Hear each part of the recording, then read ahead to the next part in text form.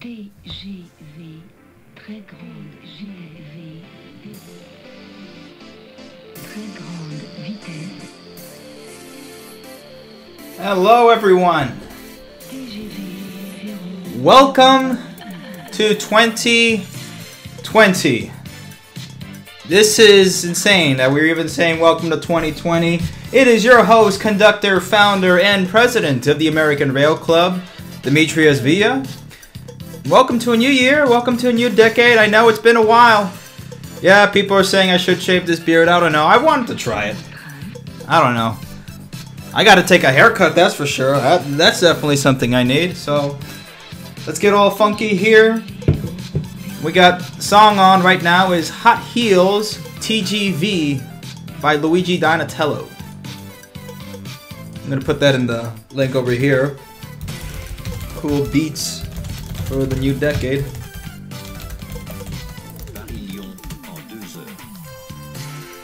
Let's see what we got from the comments over here. Cedarburg Rail Fan Hype. Here we are.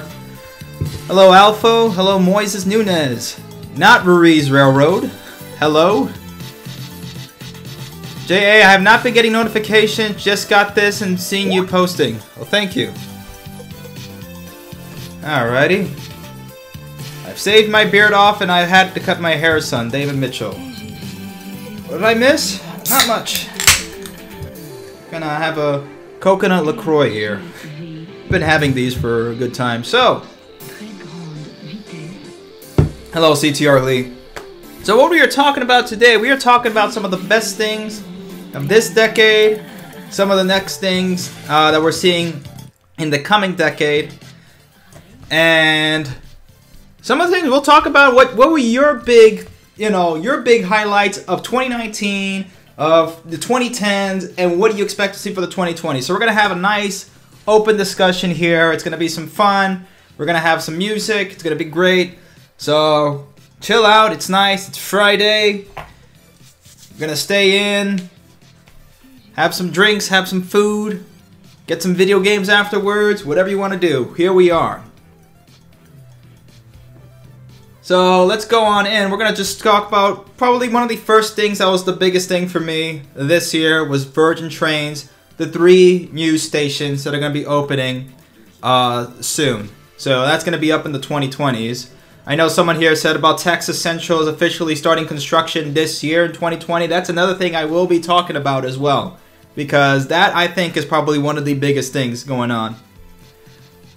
Hong Kong should be defining of 2019. Yeah, definitely Hong Kong as political and newsworthy. That is definitely probably the most important thing that happened in 2019. Still happening. Someone asked, what do you think about the AVE? I said before in another video, I believe Spain just overbuilt, not to the density that they thought they were going to get, so they really overbuilt that system.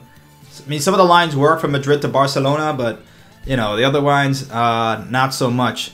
So, alright, but let's get on here. I mean, there's some information is here as well as the ridership on Virgin Trains. Now, some of you are going to hear this from the opposition about the ridership on Virgin Brightline, and that, it doesn't actually go up to what it is. Well, the thing is, when they did these ridership studies, it was assuming that they would already be running over to Orlando, and that wouldn't be a problem. But, again, once they start getting into Orlando, and once they start having these other stations as well, this ridership is going to go up.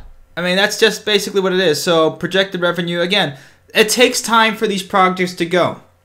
They don't start up and immediately start raking in money. It takes time to amortize all this debt to really start ramping up. But, I mean, it's been going up. If it was going down, then that would be a problem. But look at this. 2018, actual ridership, close to 500,000. And then, new ridership in 2019, 900,000. So we went up about what? That's twice as much right there. So I mean, again, it's happening. It's starting to get up there. So it takes time, guys. It does take time. And some other things also I wanted to bring about. So I have an episode idea coming up later this month. seeing on some of the boards over here about Elon Musk calling people subway Stalinists. Oh, let me see if I can get the picture over here so you guys can see a little bit better. Can I zoom out? God dang it. I know you guys can't see it, but I'm pretty sure you've heard of it. So Elon Musk did a tweet basically trying to go ahead and to justify his ridiculous boring tunnel project, which is stupid because it's just putting cars in a tunnel one by one. I mean, if you're going to build tunnels, and you might as well just put subways in there, right? But here's this silly poll that he does. And I like Elon Musk, and I like the stuff that he does. I like Tesla. But I can be fair about the guy. I am fair. This is freaking stupid. So he said in a tweet, as expected, 69% want car tunnels. Stop whining, subway Stalinists. The people have spoken. Well, at least I'm not a tarmac Trotskyite. Tell you that much. So this is the stupidity of this poll. Build super safe, earthquake-proof tunnels under cities to solve traffic. Definitely 69%. Maybe 18%. No, I like traffic, 13%. So a totally unscientific poll doesn't even say here, you know, put cars in tunnels. So it could be that we want, you know, trains and tunnels, but this is stupid, you know. Also, Elon Musk, the people have spoken. Yeah, 69%. What a number. Let's see, someone said here, assuming Aave wanted to be like the Chinese, where they're mass construction and it will be convenient but not profitable. Yeah, but they actually built that, like 20 years before the Chinese. I think the first Aave was 1992 or 1993, something like that. So, I mean, we're going back like in the 90s when they first built the Aave. But again, the Spanish government, you know, they just changed a new leaf. They, you know, they weren't under Franco anymore, so they wanted to go ahead like, here, look how progressive we are, and they built a whole ton of high-speed rail systems. Unfortunately, they overbuilt to a degree that, yes, they have more high-speed rail per kilometer per capita than any other country, but also the most highly underutilized than anywhere else. And that's poor central planning at play there. So that's where we're going at. Let's continue on here about some good planning. So Texas Central Railway is probably the biggest project that I am most after Virgin Brightline. But if we want to talk about real high-speed rail, this is the one that I am most excited for because of not just the technology behind this with the Japanese Shinkansen, but since Texas is a major player in the United States economy and that it is consistently growing, and California is, you know, at this point is shrinking with the economy and the way it is. People even fleeing to Texas, which I think is not a good thing, but hey, that's just the way it is, you know.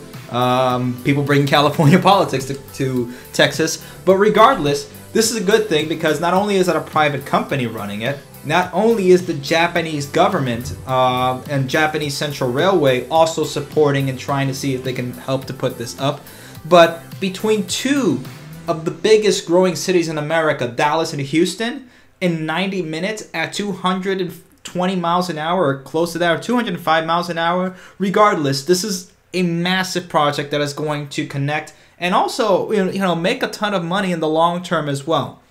Again, people think that these projects take too long and they don't make money and they're not worth it and we might as well just build more roads. Well, we need to think about, in a sense, we need to look at it 20 years from now, 30 years from now, okay?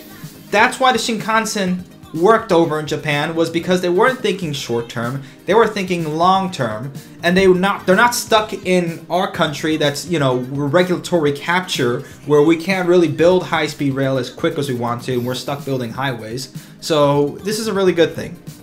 Let me check the comments over here and see what we got. Let me see, Mr. Musk has done good things which the media attacks him for, but this BS Hyperloop and car tunnel stuff gets pushed by the media. That I think is true. You know, again, the guy, he does some good and he does some bad. I mean, he's, you know, he's what it is. He's a man. And I'm glad there's people that are more honest than, you know, today's market. So it's good. Bringing California politics to Texas. Can we get an F in the chat? Yeah, press F to pay respects to Texas in the future when California's come in. F in the chat. Oh yeah, I hear that they're also going to Idaho. This stalking horse. Just don't come to Indiana. Don't come here. And some come to Arizona as well. Oh Jesus. But this is good. The only problems that, you know, again, what we have here in the United States, and they have this up here for landowners as well. If you go to the actual TexasCentral.com website, there's landowner resources, because the biggest problem that they've been having is with the NIMBYs to try to go ahead and get this project in, because, you know, there's a really thin line, well, not a thin line, it's a big massive gray line in America, excuse me, when it comes to private property and when it comes to eminent domain and everything in between. You know, when can we go ahead and use government power to go ahead and build public infrastructure like electric poles, electricity line, or highways, or when a private company now wants to go ahead and build a railroad. So for those of you who have not kept up with Texas Central Railway, for the past year or so, they've been in legislative hell and legalese hell, because you have some of the landowners over here that are, you know, being pushed by a group that has been funded by oil companies as well. We did find that out as well. I think as Judge Berman, something like that, who, you know, he did get a lot of money from oil interests that are trying to go ahead and push this project out of the way and kill it. You know, under the guise of that it's for the landowners, when it's not. Okay. Some of the things that I've been looking at as well, especially with, you know, the airline industry and how they're trying to push for more short haul flights. I think when I last checked, this research that it's coming on from another video, it was something like, what is it, like 45% of people in the United States take short haul flights between 300 to 700 miles. That's the sweet spot for high-speed rail. Okay, high-speed rail has a massive capture in between that line. So this came from the book The Economics and Politics of High-Speed Rail, where if we go over here, let me see. That high-speed rail captures most of its market share. Yeah, here we go. So here's the route distance over here. This is in Japan. So by about 580 miles is when it's about 50-50 between market share between the Shinkansen and between airways. And then by about 700 miles, you're down to about 20%. So that's why airlines are scared. They don't want this in the United States. They want a business as usual. So that's why they have the FAA and the FRA is basically stuck in regulatory capture to make sure that, you know, we don't get high-speed rail in the United States, which is sad. It's sick. It's sad. Unfortunately. You know, we got to get this done, and that's why we're trying to get it. Yeah, and we got, you know, neocon crooks like the Koch brothers as well. And you guys know that I'm conservative and I'm, you know, America first. But, you know, we have people on both sides of the aisle that do care about high-speed rail, and we also have simultaneously people on both sides of the aisle. This form of power that we have right now. Yeah, and some people here are libertarians as well, which I understand. So, you know, again, I used to lean libertarian back in high school, and like my whole political leaning is, you know, my own thing. I don't really subscribe to paleo-conservative or conservative or anything like that. Hell, I haven't even registered Republican because that party is a piece of crap, as well as the Democrats too. Both parties suck in this country. We need multiple parties. Anyway, let's go ahead over there. Yeah, both sides of the aisle and both sides of the big ocean. Exactly. The climate is always changing. What do they mean when the climate is changing? Yes, it used to be global warming, and their doomsday predictions didn't happen in 12 years, so now we're tacking on another 12 years. But yet, when it comes to real solutions to actually clean up, it's like, okay, so we're going to put solar panels, or we're going to build nuclear energy, or we're going to do any of that? No, we're going to charge you taxes. All right, what are you going to use the taxes for? Punishing people. Yeah, okay, yeah, it's really for green energy. Unbelievable.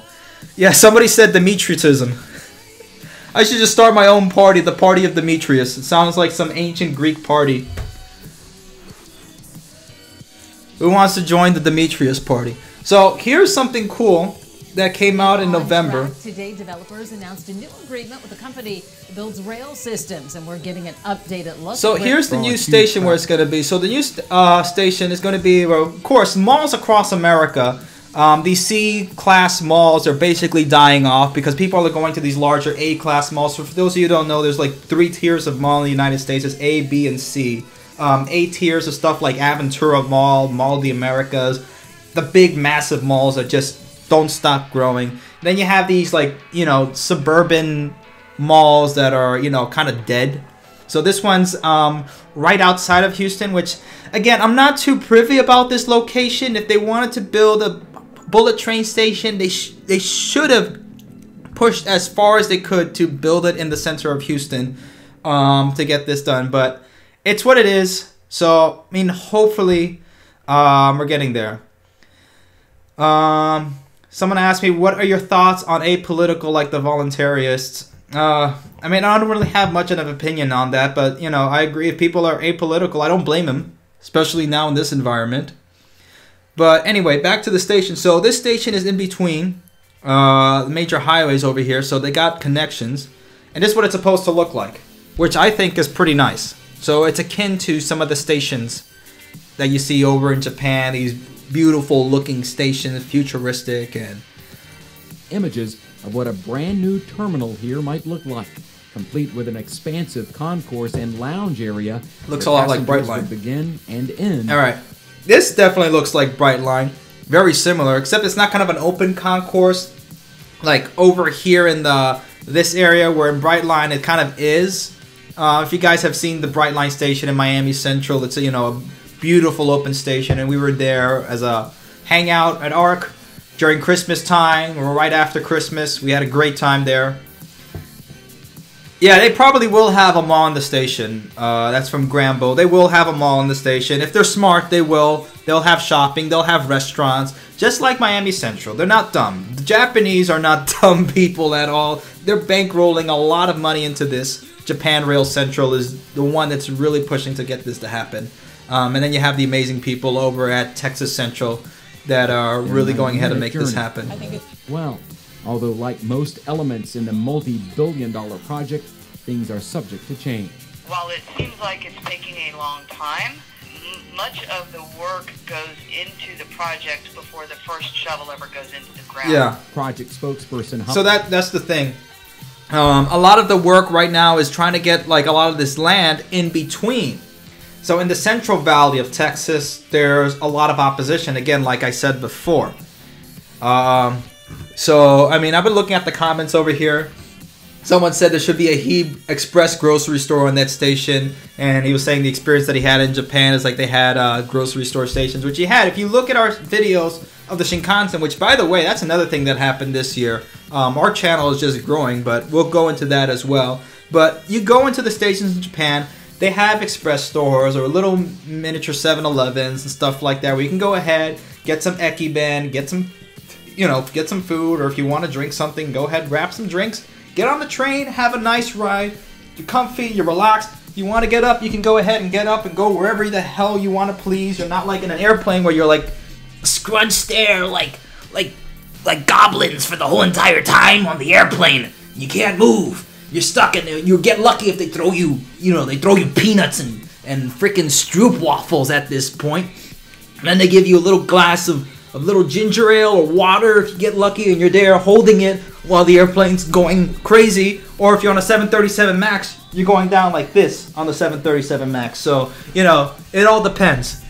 But this is the thing about trains and why people like going on trains. They get you from point A to point B. You don't have to go to an airport that's 30 minutes or 3 hours away from a city, if including traffic, if you're in a place like Chicago or Miami. And then you have to go ahead and drive all the way in or take another connection. No, you just go from city center to city center. It is not that hard to conjure up. And Americans have a big problem with that.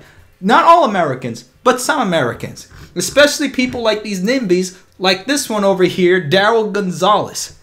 That was a pretty good push into that. So, This is probably the most controversial comment on here, and someone saying, if people from Dallas want to go from Dallas to Houston, there are already 2 methods available, drive or fly. Why must we ask residents of rural Texas to have their land bisected or given up just to have less than half the state's population can save a few minutes zipping by? Well, geez, Daryl, where were you when the government went ahead and built a highway right through the middle of there? Nobody says anything about that, or when they're going to go ahead and take taxpayer money to build and fund these roadways, and then continue to fund these roadways and build them and expand them, and you can't say diddly squat about it. Think about that. But this guy completely got wrecked in the comments. So wait a second. I have... Where is... God dang it. I have a... Where's my soundboard here? I have a soundboard. Where's my soundboard? God dang it. Oh, whatever. So I had a soundboard that I was going to have ready, but I just went into it. But anyway, I was going to put in like some MLG horns or something like that. I don't know. But regardless of that, you know, some cool stuff that's just happening over here is that, you know, people are now starting to get it. They're starting to go ahead and say, hey, this is stupid. Like this guy said over here, you know, it's worked in Japan, France, Spain, China, Denmark, Finland, Germany, Hungary, Russia, South Korea, etc. Why wouldn't it work for us? The fact that the US doesn't have high-speed rail is a shame. That's right. It is a freaking shame. There we go. And then it's like, it's people like you that ridicule me when it comes to high-speed rail. You're basically telling us that few people's properties and lifestyle are more valuable than everybody else who'd actually utilize this high-speed rail system. And again, you know, it has to do a lot between, you know, private property, people's rights, and about, you know, having, you know, public operations and transit.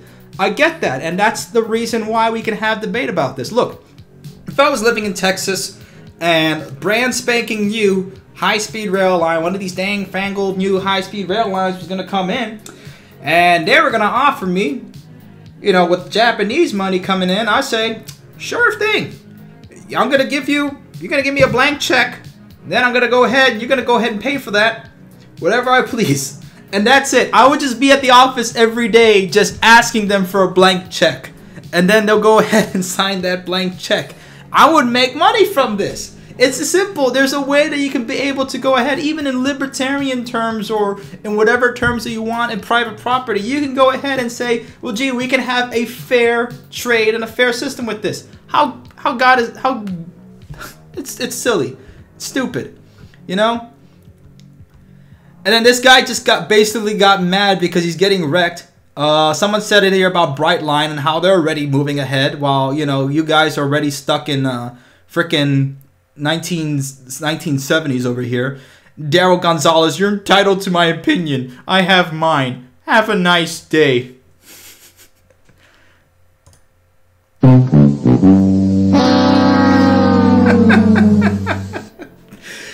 Oh man, it's just sad. And again, look, it's a private company. So Kevin Wald said here, this is not a government-run project that requires eminent domain. No one is being forced to do anything. The train tracks will follow existing utility corridors and public rights-of-way as much as possible. That's it. And again, they could have made this a lot easier. And they've had this, you know, in Japan, where you're able to see it, you know. And I've seen it myself. It goes over rice paddies. It goes over... I'm not saying that because it's Japan. I'm saying that because it's true. They have rice paddies in Japan, guys. I hope nobody's snickering in the comments and, you know, making filthy Frank jokes. Well, welcome to the rice fields. But anyway, the thing is that, you know, they have it in a way that, you know, the lines are elevated. If you have a tractor, you want to go through and underneath. It's no big deal. If you have cows, the cows will go in. We've had video from France where they're going through cow pastures, the trains are going right there at, you know, 200 miles an hour, and the cows are like, cool. You know, they're not doing anything about it. It doesn't disturb the cows like we had one of these dummies on here coming and saying that it's going to disturb the cows and it's going to, you know, make my cows all messed up and stuff like that. It's probably going to give them autism and they can't take vaccines. I don't know. Some of the crazy stuff that these people come with is insane. So hopefully we can get rid of this NIMBYism later on, because it is dangerous. You know, hoping that we can get rid of this. But this is good. This is the way. As they say in The Mandalorian. This is the way. So hopefully... Oh, I'm not hoping. This is going to happen. It is going to happen. David Mitchell says, me and my fiance, we are both autistic. Yeah, I know, man. I'm not making jokes about it. Darius, my brother, is autistic too. But I'm saying some of these people make up some crazy stuff. You know how it is. Speaking of crazy, California. So this is pretty bad. Over here. So this was probably one of the biggest things that happened this year that was really quite disturbing. Over in California. California's ambitious plan for a high-speed train between Los Angeles and San Francisco has been effectively scrapped. Governor Gavin Newsom said on Tuesday the state will dramatically scale back the $77 billion project. All right, do you hear this BS? This is from Reuters, by the way. If you guys can see, let me just put it over here. This is from freaking Reuters going ahead and saying the project has been scrapped and then said scale back. Tuesday, media is just the freaking, like, oh my god.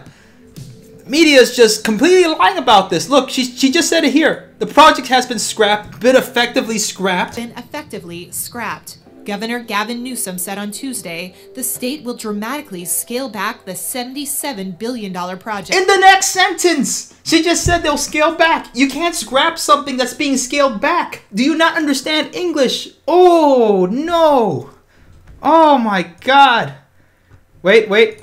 Oh, no. There we go. So, anyway, this has been a complete, you know, something show. I can't say it because YouTube will go ahead and, you know, be all nancy-pansy about it. Oh no, children! You can't say that in front of the children! But here we go. What happened over here, the whole media went ballistic and saying that, oh no, California is ruined and all the NIMBYs went ahead. See, haha, I told you so, look what's happening in California. Because Governor Newsom said that they're going to scale back the project and just focus on the Central Valley. Which I said before in an earlier video about how to fix California high-speed rail. They should have started from Los Angeles to San Diego. This was a stupid, idiotic, and ridiculous mistake that they should have never done and started in the Central Valley. That is where they're going to get the most opposition because most conservatives in California live in that area. So, of course, they're not going to be, you know, all about this because they tend to be more like towards the NIMBYs or whatnot. But this is what happened over here. So now you have that, or you even have some leftists in California saying that, oh no, it's going to destroy the environment. But let's go ahead and, you know, extend the highway because that won't kill the environment. This is ridiculous. It's like, you know, either way, it's like you can't win with these people, so I don't even try to get them. And then, yeah, then you have some of the Republican committees over here saying Reality 1, Green New Deal 0. This is way before the Green New Deal. We're not even talking about that.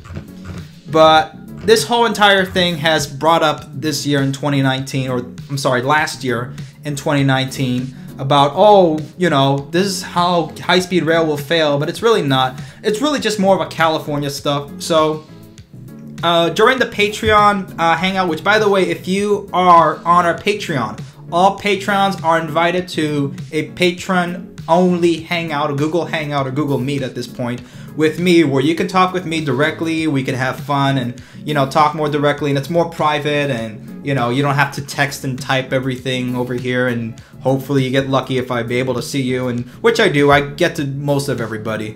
So, but this is just insane over here in California in the audit. So I did come up with the audit, and I was reading through the audit over here about the authority's decision to begin construction before completing properly planning led to cost overruns and delays. So there's about 93 pages over here about how they messed up, and they said that they, you know, even over here there was some mention that they should have started in between, you know, LA to San Diego, and that probably. And here's the thing: Amtrak's busiest corridor in California is the Sunset Limited. No, not Sunset Limited. I'm losing my head here. But it's between Los Angeles and San Diego. That is the most amount of passengers in California. This is dumb. It's ridiculous. And the amount of money that's been spent over here to get this done, and not only that, the amount of consultants that they hired onto. You don't need to hire this many consultants. They hired like dozens of consultants here. All they have to hire is just one company that has, you know, already, you know, they could have hired the Japanese. They could have, heck, they could have even hired the Chinese. I wouldn't have cared at this point if they hire the communist Chinese to go ahead and build this. I mean, California at this point is basically, you know, a colony of communist China. But, I mean, they could have just done that. And, you know, that joke was, you know, it's a joke, guys, but it's also not a joke because China's, like, basically running Hollywood now.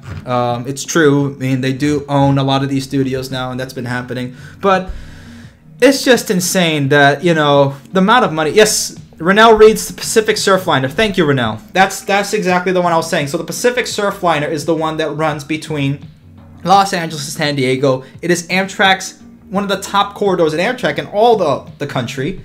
But in California, it is #1. Why couldn't they just start it there? Especially since they're going to be also giving Amtrak some of the rights to run this system as well. So, I mean, it is just dumb. But speaking of things that are not dumb and things that are successful, this is our most successful video this year. Was this right here. So 614,000 views, guys. That is pretty damn good. No, actually, that is awesome. So thank you all for making this happen. Thank you all for making this channel possible, and that we're now at 16,100 subscribers. We're actually, when I've looked at Social Blade, we're actually doing pretty well for the amount of views that we're getting for, in YouTube sense, a small channel. Okay, small channels anywhere between 0 to 100,000 subscribers are small channels, so we're actually doing pretty dang well. So we're getting there. So I mean, hey, you know, for a channel that's all about I like trains, we're doing pretty well. We're doing really damn well. So 614,000 views. So again, if you guys haven't seen this, or if you want to see it again, I'll go ahead. You know where to find it. Just go ahead and look up Bullet Train. It's one of the first things that come up.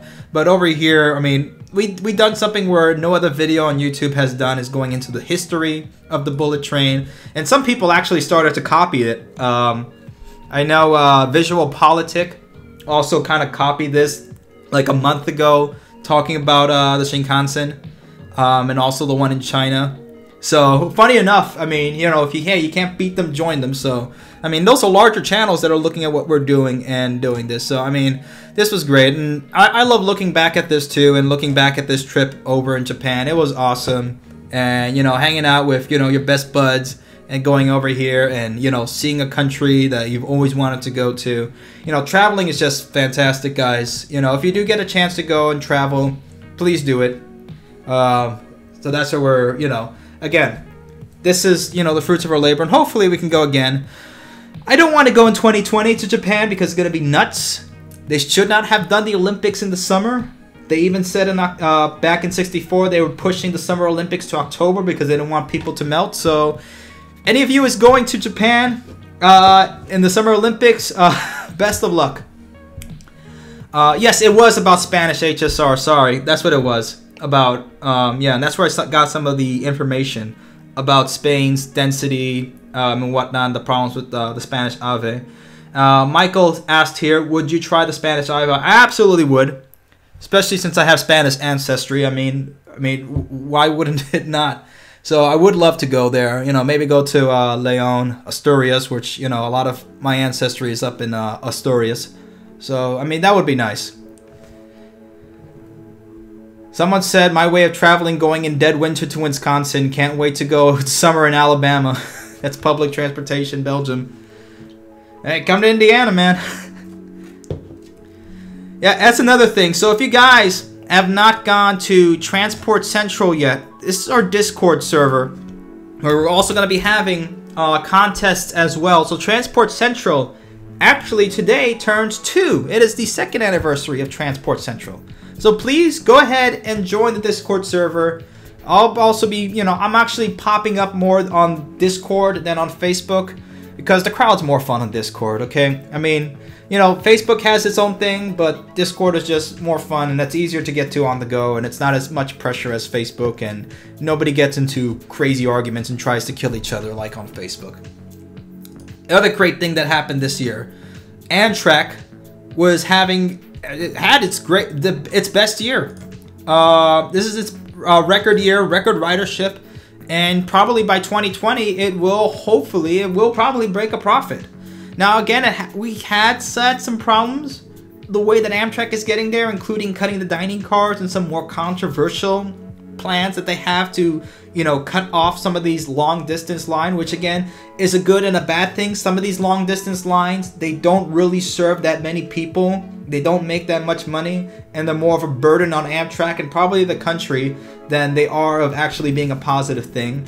And if they could change some of those lines to maybe shorter distance lines, or maybe if they can find a way to put more of the effort on short haul trips, that would probably help Amtrak in the long run. Again, we're trying to make sure that Amtrak is also successful, because if Amtrak is successful and ridership increases on Amtrak, then that means that rail in the United States is actually viable. So again, I don't bash Amtrak all the time as much as, I give Amtrak a lot of, grief, and a lot of it is, warranted. It is warranted grief for Amtrak. So, I mean, hopefully Amtrak continues to do well and continues to upgrade their trains like they are doing with the Avelia.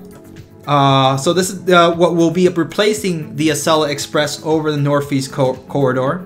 They are building it. It is almost there. So, I mean, it's pretty fantastic. Aging first-generation high-speed rail effort, the Acela. Former Delta Airlines CEO Richard Anderson now runs Amtrak. How important to the future of Amtrak is the new Acela? It's incredibly important. It really lays out a clear vision for what short-haul intercity passenger rail transportation can do for It's going to look fantastic. This country is going to need it in more and more corridors, because millennials don't want to drive, and you cannot add enough lane miles for 100 million more people. He is absolutely right. Again, I've said things when Richard Anderson is wrong, but he is absolutely right about that. Our generation, not that we don't want to drive, is that we hate driving in the United States. Okay? I love cars. I love driving, okay? Actually, I have a little die-cast version of the car that I drive every day in my own car. It's the Lexus IS300. So I call the Altezza because I put Altezza badges on it. And, I go ahead and race it on some of the weekends, on SSEA, go autocrossing, spirited drives to work, drift a little bit, I love driving. But driving here in the United States is torture. If I want to get to some place from point A to point B in the quickest amount of time as possible, and most people want to do that. They want to get there in the most efficient amount of time as possible. And trains offer that. It makes perfect sense. Everybody else in the world has already done it. Even Uzbekistan has high-speed rail. You know how many people even know that Uzbekistan is even a country? They have high-speed rail. Yeah, someone said to write a letter to the president. I don't think, it's not going to be anywhere from DC. Everybody said, guys, DC is not going to do high-speed rail. Even if Bernie Sanders were to go in Congress and, find $1 trillion somewhere, which we don't have, to go ahead and build high-speed rail, it's not going to happen because the money will get lost somewhere. It always does. It's all about the money. So we're going to go ahead and do that and get that going. But this is incredible what Amtrak is doing. I think this has probably been Amtrak's best year, despite some things that has happened. First they say that millennials want to ride Amtrak, and then they go ahead and take out the dining car. I mean, look, just say, if you love the dining car, just put, something in the comments that you would love the dining car back, and hopefully, that happens. Yeah, Morocco has high-speed rail, and probably Iran is building one if we don't blow them up to smithereens for 2 countries in the Middle East that shouldn't be our friends. But that's another thing. That's another story. We shouldn't even be in that whole entire region. We spent trillions of dollars. Thousands, hundreds of thousands of people are dead, and thousands of our own troops are dead. And for what? Our infrastructure is crumbling. Both people on the right or left are saying it. It's not just Tucker Carlson. It's everybody else is saying it. It's true. We spent so much money and time that we could have, had high-speed rail everywhere in this country by now. But wasting time over there, wasting it for, you know, blood and treasure, for, you know, a few interests of, you know, 2 countries, you know, in the Middle East that should not be our friends. It's only helping them, not helping us. But you know what I'm saying? We need to bring back, you know, America the way it's supposed to be. We need to bring high-speed rail over here. Get us out of here. Yeah, even Saudi Arabia has high-speed rail, which is one of the countries that shouldn't be our ally. Remember, the 15 of the people in the 9/11 hijackers were Saudi nationals. Don't forget that. Just dropping that red pill there. So, the other thing is that Amtrak also did, the Acela is now non-stop between DC and New York City. So that's another good thing, because it didn't have that before, and this takes away at least 30 minutes of the time out of the Acela's total time to travel. So this is a really good thing to have this and to have that option, and it apparently has done really well from what I've read. So this is a good thing. This is indeed a good thing. Someone says that the NRA is running the USA. If the NRA was running the USA, I could have a machine gun, but I can't. Now I have a machine gun. Ho, ho, ho. Yeah, someone said here, Robert Halliburton, Hamtramck is now clean. You know, there's some things that, you know, could be said. So let's look into the new year, guys. What is it that you think is going to be the biggest things that we're going to be looking into 2020, into the new decade? What we're going to do. So hopefully we can get that done. What do you think? Someone said, did you know that this year Midwest and California will be getting the same train cars that Brightline uses? Yes, we will be getting. That's another good thing for 2020. Siemens Chargers are coming everywhere. I should not have said that. California is getting the Siemens Chargers. The Midwest is also getting these same train sets as well. So we can go ahead and get that done. These are high-speed diesel trains that Brightline has. They're capable of going, you know, over 140 miles an hour, but in operation, they're, you know, top speed limited to 125. They'll probably go 110. So this is a good thing. Someone said, greetings from the Netherlands. Thank you, man. Please don't clip that. Don't clip what I just said. So, some of the things that we want to talk about for 2020. Precision scheduled railroading. I know some of you have talked about this and have asked me about what I think about precision scheduled railroading. It's, again, this is good and bad.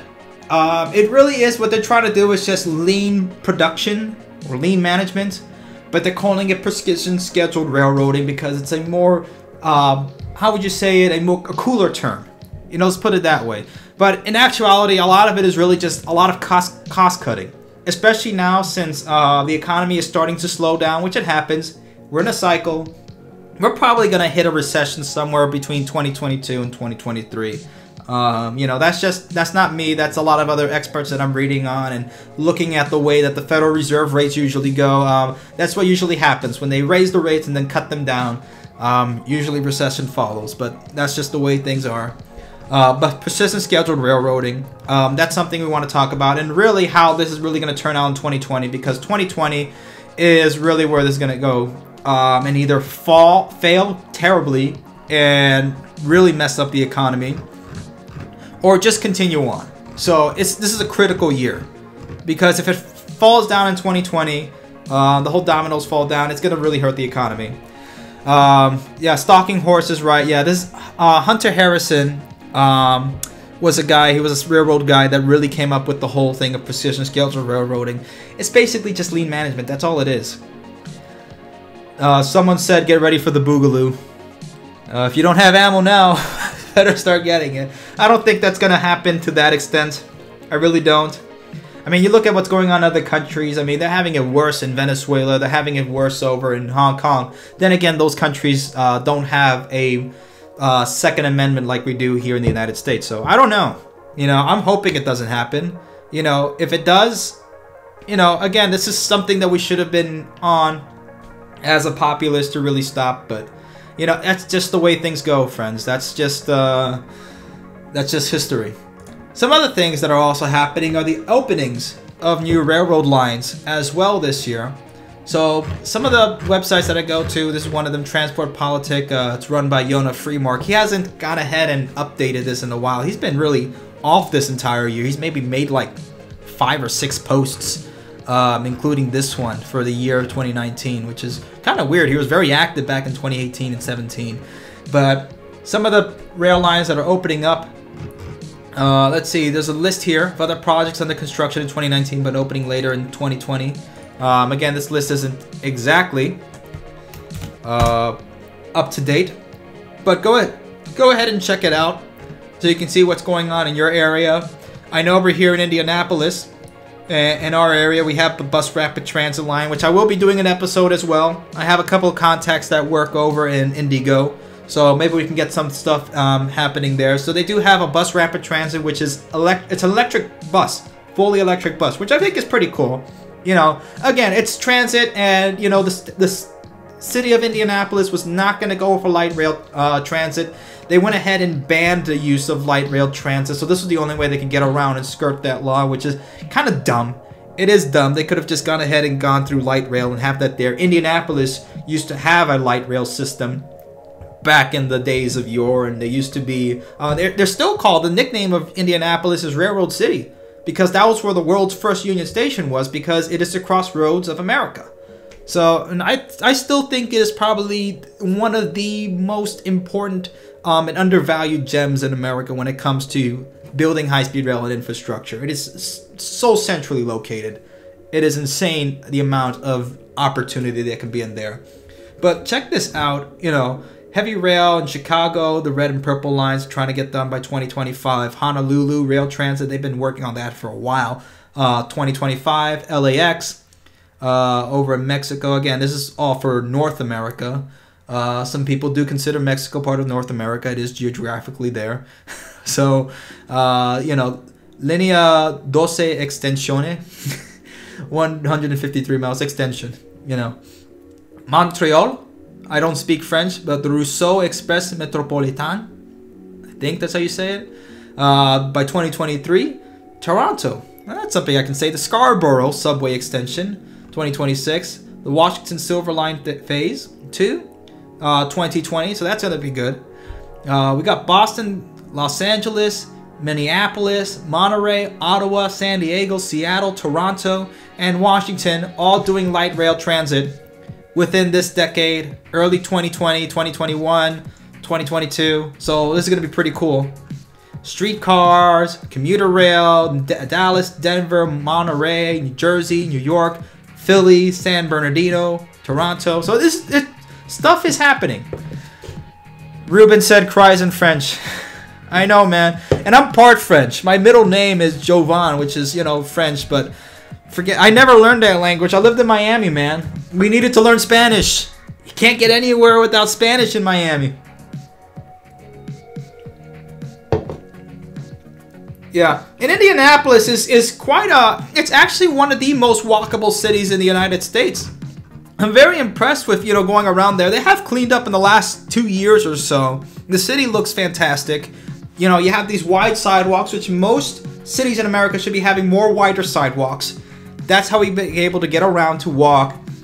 Have separated bike lanes. Bike lanes should not be an afterthought and painted into the road. That is stupid. People can't stand bikes on the road, and I'm pretty sure bikes can't stand being on the road. You know, it's only mutual, okay? Put them in their own containment area on another road. That's the way it should be. Someone says you're Cuban as the day is long. I know, Holly. I know. I'm just saying, ancestry, you know?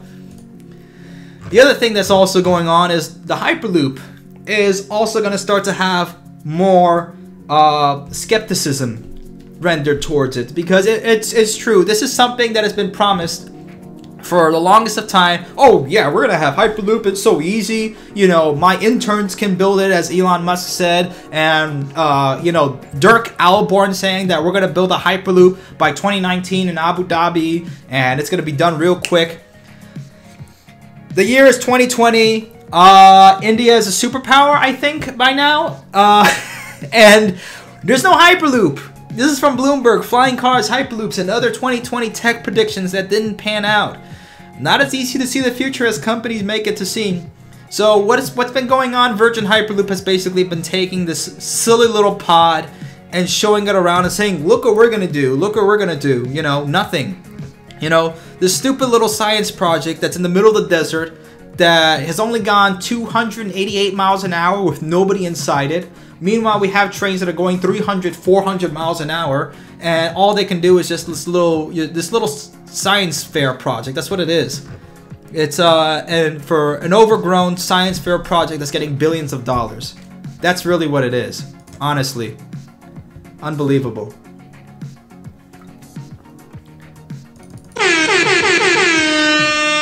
We were missing that. Let's see. So, I mean, yeah, some of the other things. Oh yeah, Uber was gonna reach Bitcoin was gonna reach $1 million. I remember when that was reaching $20,000, and everybody was freaking out that I was gonna go there. And you know, the minute my uncle said about, you know, asking me about Bitcoin, that's the time you should have been getting out of the market. So I lucked out with that.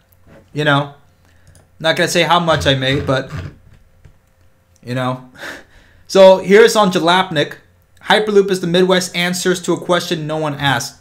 So, and I got a message back. So those of you guys that remember, in the last live stream, I did send a letter to NOACA, the North Ohio area-wide metropolitan transit agency that they have over there, the Metropolitan Planning Agency. So I sent them an email saying, you know, hey, we wanted to see, you know, what the results were, and, you know, why would you choose the Hyperloop when it's untested technology and Japan already has a maglev? Why would you go with this? And they sent, you know, the email back, which I will go in a video coming up this week. I will go ahead and show you that reply, and we're going to go ahead and debunk that entire reply sentence by sentence so you can be able to see it. But it's the insane thing about this. The insane thing about the study that they did is that the cost of the Hyperloop project to connect Pittsburgh to Chicago is an insane $29 billion. So it said it could cost anywhere from $24 to $29 billion here to build this Hyperloop. So I went ahead and just, you know, did the math here. You know, I went ahead when it said, okay, well, how long is it, you know, approximately from Pittsburgh to Chicago? About 460 miles, okay? And let's go ahead and say, you know, it's $25 billion, which, you know, here in the United States is going to be a heck of a lot more money by the time we get there. But that's just the way things are. So if we go ahead and divide that over there, we would get $50 million per mile. $50 million per mile, which is not as expensive as the subway in New York, but that is still ridiculously expensive, more expensive than high-speed rail projects that are $12 million per mile.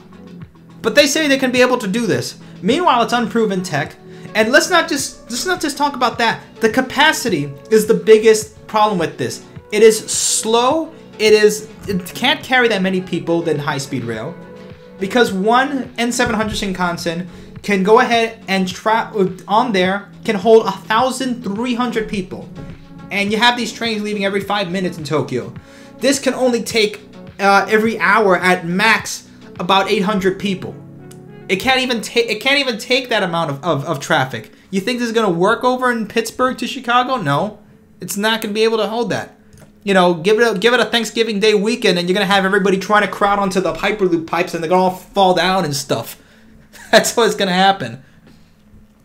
So, and then of course you have the U.S. Senate going ahead and about to approve $5 million for a Hyperloop committee. This is insane. So hopefully this is something that we can get, you know, more people, you know, to really ask the tough questions. That's what needs to happen. Let's ask the tough questions and see, you know, did you really do your due diligence behind this? Have you gone ahead to actually see the Hyperloop in testing? Have you gone ahead to Japan and China or Europe and see these systems in motion? Or have you even gone to the Northeast Corridor? Do you really think they could be able to do this? Have you looked at what Elon Musk has done with the Boring Company? You know, these are questions that should be asked and should be answered fairly, okay? Because if they are going ahead and they, you know, we have already paid millions of dollars already for studies, and we did find out the exact number here now in this article, that $600,000 came from the Cleveland Foundation, the Ohio Department of Transportation, the Ohio Turnpike Infrastructure Commission, Richard K. Mellon Foundation of Pittsburgh, at the behest of Hyperloop Transportation Technologies. Remember that All Aboard Florida, what Brightline, Virgin Brightline is now, paid for the entire EIS study. They paid for their own economic, environmental impact studies. This company over here that has gotten millions of dollars in funding and billions of dollars in ridiculous amounts of funding is asking these municipalities to foot in half the bill. That's insane. Unbelievable. So hopefully, yeah, if anybody's commenting over here and their comments are being blocked, I'll just go ahead and, you know, show them. I don't care what it is that you guys are saying. Free speech comes first. Consultant. That's right, Stalking Horse. Michael says Musk's best bet is to stick with the electric EV Tesla cars have potential. That's what I think. I think he should just stick to Tesla, to SpaceX. Those are his two winners there. Okay? Because electric cars are going to be the future. You know, we are going to leave, unfortunately, fortunately in some sense, or unfortunately, however you want to see it, the internal combustion engine at some point or another. My poor 2JZ, no. They can't take that away. Which I will probably, you know, I'll defend that to death if they try to come away and take our motors. They're not taking that away. I have an electric car, but I'm going to keep that in the garage, and it's going to be, you know, Rush's Red Barchetta song over and over again while the electric cars and pods try to come and kill me as I drive my Red Barchetta. But, I mean, this is, you know, this is just crazy over here. So, let me know what you guys think in the comments below. Let's see some other comments over here. Any other questions you guys have? We got about 5 more minutes until we go ahead and close this off for tonight and say welcome to 2020. We are here. You can't accurately predict the price of something that has never been built. That's from Matt L. Which is insane. How did they even figure out the cost of this when they haven't even figured out... Look, this is an empty pod, guys. This thing that they went out over here in Toulouse, in France, that they said, oh yeah, we're going to have a test track and everything. When it's either NBC or CNBC or something like that. When they had their own correspondent go inside, they said they weren't allowed to take video inside it because it's completely empty. It's black. They have nothing in there. It is a joke. It is literally the monorail thing. Well, practically, it could be the monorail guy from The Simpsons. It's insane that this can be showed out to the media and they make a big, giant deal about this. Unbelievable. Let's see some other questions over here. It looks like a Japanese high-speed train. It's not. Definitely doesn't move anywhere. It's probably just an empty tube. This is what a Japanese high-speed train looks like. That's wait, where we go? Is one of mankind's modern technological... Shut up, Demetrius.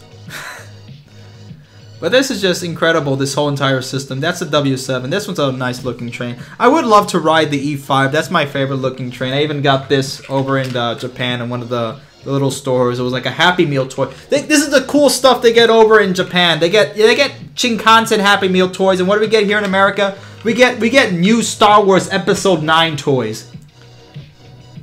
Freaking new Star Wars. Can't believe that stuff. Execute Order 66. Someone said, have you seen the EIS for TCR was delayed a couple months on the permitting dashboard? It's gone from March to July. That sucks. You know, and that's the problem in this country, is this regulatory capture of this entire market that should not be, you know, to this extent of keeping it down. Because that's the thing. In this country, we're supposed to have, you know, as the founding fathers have said, you know, private enterprise, and people are supposed to be free and laissez-faire economy like we had, you know, back in the Gilded Age. But now it's gone to the point where it's not really a free market. You can't really call the United States a free market. It's a quasi-free / planned economy where you can't really do much of anything, because if Washington and regulations say you can't do that, you have to go through hoops and hurdles in order to make it happen. You know, just look at what happened with the smoking age. And I don't smoke, and I think smoking is disgusting. But, I mean, look, they raised the age of that from 18 to 21, when you can basically go ahead and die in the military, die in some godforsaken desert in Iraq for no good reason. You know, and it's sad. It's sick and it's sad that this, you know, this can happen to our country. And, you know, the deeper that you go into it, it's like, you know, high-speed rail is just the surface of it, of how bad our political system is. And I know some people have complained that I do bring politics in a lot. Again, you know, people like me for that, and there's a reason why we're doing well and why people watch this channel and why you guys are still watching. You know, it's a Friday night. We could be doing something else. I could be playing video games or something like that, but I would rather give my time and tell you guys and have discussions like this where we can go ahead and share and see what we can do about, you know, fixing our country. Because that's what we're about, you know. Why are we going to live here? We're not just here to exist. We're here to live and get things done in this world. We want to, you know, leave a legacy for the next generation. Unlike the last generation, the baby boomer generation, not all of them, but a lot of them have completely screwed us over. And it's true. Back in 1989, baby boomers at their same stage of life that we are in now had about 22% of the economy. That was their worth. Now millennials at the same stage of life that boomers were back in 1989, we only have 1% of the economy. It's you know, we're screwed if we don't figure out how we be able to get this done. So, I mean, that's why I've been reading all these books and, you know, trying to see what other countries have done that we can look at that they've done right or wrong, like in Britain, and see what we can do in order to make this happen. And I know there's some new books that I'm also getting in the mail as well, and that I have. Someone sent me this because I keep bringing up like libertarian points of Atlas Shrugged about when they built their super high-speed rail in this book. I had it before, and then I lost the book. I was like halfway through it back in like 2017. I actually got stolen on the bus. Funny enough, my older copy of Atlas Shrugged got stolen on the bus, and I got this gifted by another person who watches the channel. Funny enough, my Atlas Shrugged book got stolen on a bus. So, I mean, there's other books that I've been reading over here. I finished American Eagle a couple months ago. About Bob Crandall and the American airline economy, which is pretty interesting to see of how regulated that economy was too. And the minute they, you know, deregulated it, how it, you know, flourished for a little while in the 80s, and then it completely went to hell because it became a, you know, this oligopoly of saying, you know, hey, we can go ahead and, you know, rule the entire infrastructure system. Well, you see, that person should have read Atlas. Oh wait, yep, exactly. Someone said, my birthday, October 29th.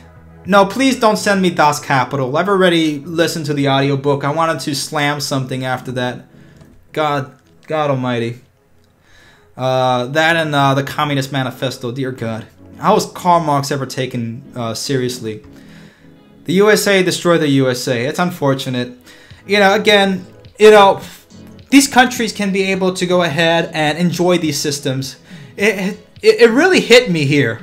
It really did when I was at the museum in Saitama and seeing the little Japanese children going ahead and, you know, cheering when the trains went by. They're like, whoa! And like seeing the trains go by, it's like, damn, we don't have that over here. You know, imagine like if we could have that where kids could be able to see that and everything. And, you know, some museums, you know, have that where they have like, you know, the Thomas train, the steam engine. But, you know, some of these museums aren't as well run as these museums over in Japan, which they're immaculate. I mean, these museums are incredible over in Japan. It is insane. If you guys ever do go to Japan, do visit the Saitama Railway Museum. We also do have a video on that as well, so you can be able to see what it's like inside the museum and visit that. Why don't you run for political position? Because I don't have that much money. It's true. Moises Nunez said, what if the Pennsylvania Railroad was still alive today? I don't know. By that time, those railroads were terribly run. They were basically dying at that point. A lot of it, yes, the railroads were shot by the government and by, you know, the regulation that was going on at that time. But they also shot themselves in the foot. You know, you could say they shot themselves with, you know, .22 caliber, but they still shot themselves in the foot, and it just delegated with them the whole entire time that they were, you know, walking through the 50s and the 60s until they eventually were dead off. Unfortunately. And yeah, it is very sad what happened to Penn Station. Penn Station was this immaculate Beautiful station, one of the most beautiful stations in the United States. You guys can see this. Hold on. Why do I keep looking up on Bing? Ugh, Google, whatever. Penn Station, not Penn Station, the subway station, but or the subs, but Penn Station, the actual station, old Penn Station. Look at how beautiful the station was. Look at this. So it was incredible how this station was just designed, and how people back then. So there's a quote of what happened to the old Penn Station, the new Penn Station. It said people used to come into New York like gods, and now they come in like rats, because this was the old one. This is how it looked like inside. Where is the Google? Work with me. Look at this. Imagine if we still had this today, which, you know, thank God we still have. You know, Grand Central Terminal still exists. But it is incredible how the United States was before. I gotta be honest, I think the reason why the United States is the way it is today is because we lost our balls. I'm gonna be honest. This country has lost its balls. It's a crude way of saying it, but it encapsulates a lot of other arguments into there, because we don't have the courage anymore to make something like this. We don't have the courage to speak out and say, wait, what we're doing right now is wrong. And somebody in Congress, you know, should come out and, you know, get mad, get angry, you know. They don't have to go, oh, Mr. Smith goes to Washington and, you know, pull out that. But, you know, yeah, you know what? Yeah, they should pull out that. Somebody should get mad. That's what we got to do. But this was incredible how this was. And now, new Penn Station, how it looks like now. It's just awful. If you guys have ever been there. They are trying to fix it up. So what they're trying to do is use the post office across from Penn Station. They're trying to use that as the news station. But currently, Penn Station now looks like this.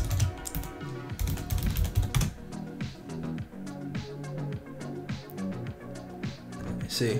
Well, this is the inside of it. Here. It's just bland and dumb looking. Sucks. It's cramped. The air conditioner is broken half the time. It's always leaking. This is the entrance to it. This is your grand entrance, guys.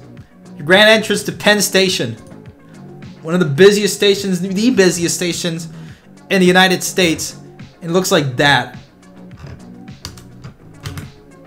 It's ugly as hell.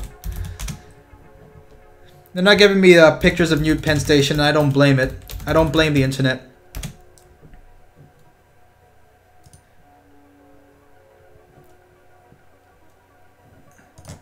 So here it is. Oh, here it is inside. There we go. Wait. There it is inside this cramped, ugly-ass looking station. It's just ugly. You know what I'm looking for. Come on, soundboard. Bruh. Look at this. Oh yeah, here's where everybody's all cramped in. Man. Alrighty. Well, good things are gonna hopefully happen. Where we're gonna get the new Penn Station. Yeah, New York's miserable Penn Station is finally getting a revamp. This is from everybody saying that, like, you know, finally they're, you know, fixing it up. So hopefully when they do fix this up, it will be a heck of a lot better. And, you know, we'll have something to be proud of. That's the whole point of this, having the system is something to be proud of. So G1234538. I'm find another name, man. I'm dying on the inside. Why are you reminding me of this? Remember what they took from you. Never forget. And look, yeah, you actually the station over in Indianapolis. That's also pretty sad as well to see. I mean, it's beautiful looking. Union Station. I did go over there. We did show some video of it. So this is an old station. It's older than Penn Station. This is the first Union Station in the world. It's beautiful on the inside and everything, and they have kept it up. Unfortunately, it's now most of it is just a hotel. So the station inside is, you know, not really being used. So the Amtrak station, you actually have to go underneath now. So you don't get any of this. You don't go into any of that. What you go into is basically this basement on Amtrak. It looks like this. That's where they stick you in. That's where you go. Oh, you want your Amtrak? There you go. Get over there. Get out of here, plebeians. This is the entrance to the Amtrak station. People said, like, you know, I'm going to get mugged or something over there. It's awful. It's awful what's happened to our train stations, our history. But we will get that. Yeah, it is a shame. It is. We need to get a Ferrari-type train. There actually is a Ferrari train in, actually ran by the former chairman of Ferrari. If you guys have seen it, it is Italo. This is the Ferrari train over in Italy. This is a private company, by the way, that runs this. And it's actually doing a heck of a lot better than the government-run company.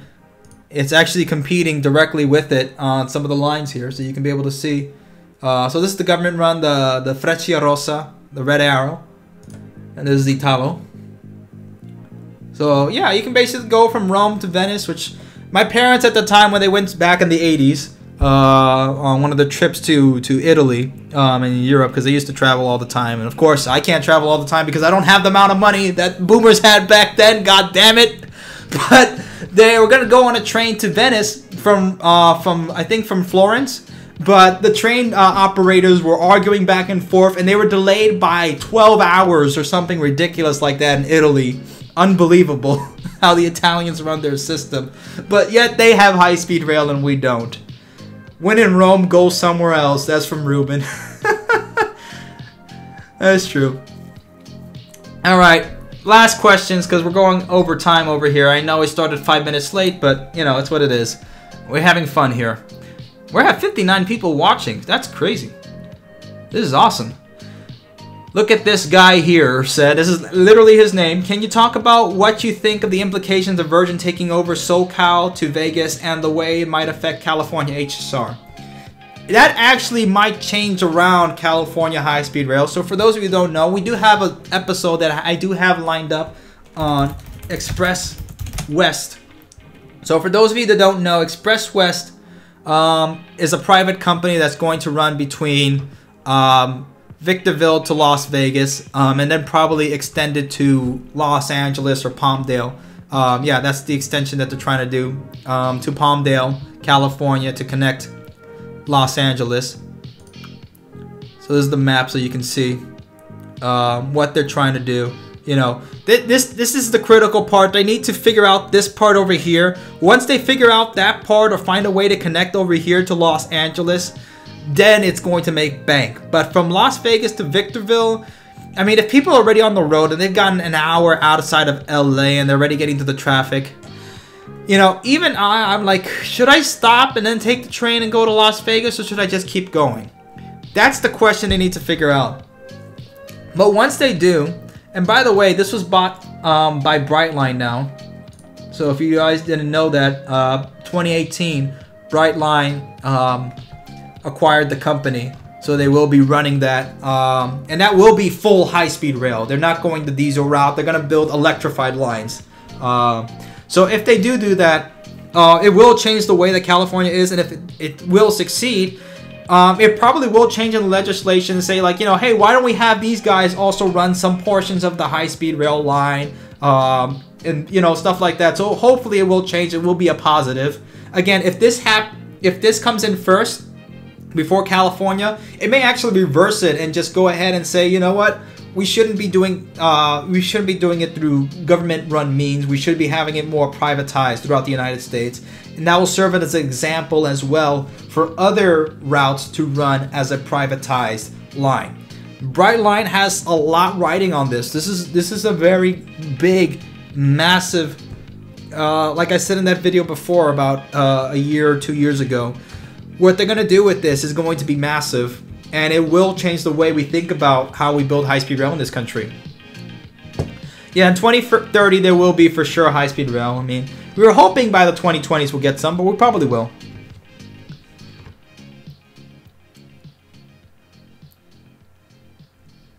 Someone asked, again, I keep getting questions there. Will the FEC electrify the route between Miami and Orlando? They're not going to do that. Don't expect them to do that. That's too much. Dad, no. Why are you calling me, Dad? Alright. It's getting late, guys. Yes, private line but standard system for tickets. Yeah, as it is. Look what's going on in Japan. It's run well between both government systems and, you know, private systems, mostly private systems that run these lines. It's going to happen. Can you post the Discord link again? Some people said the link you posted didn't work. Let me go ahead and post that again. If Highcast Infrastructure is on, he can go ahead and post a link. Maybe that link is my tendies already. Dad, I put in my good boy points for my tendies. Give me my tendies now. Top secret control panel. What is Discord? God dang it. Come over here. There we are. Let me go ahead and get you guys the link to that. Where is it?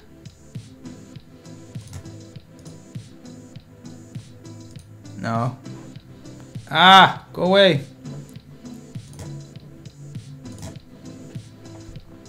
Alright. I'm gonna get you guys the link. Here we are. Invite people. Just dumb. There we are. Expires. Let's put it in 1 day. Generate new link. Here we go. Alright, guys. Yeah, here's the link. Here's the new link. Follow this link.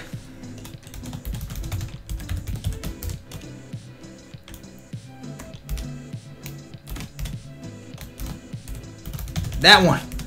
That boy. Follow that link. And you'll be able to get into the Discord channel.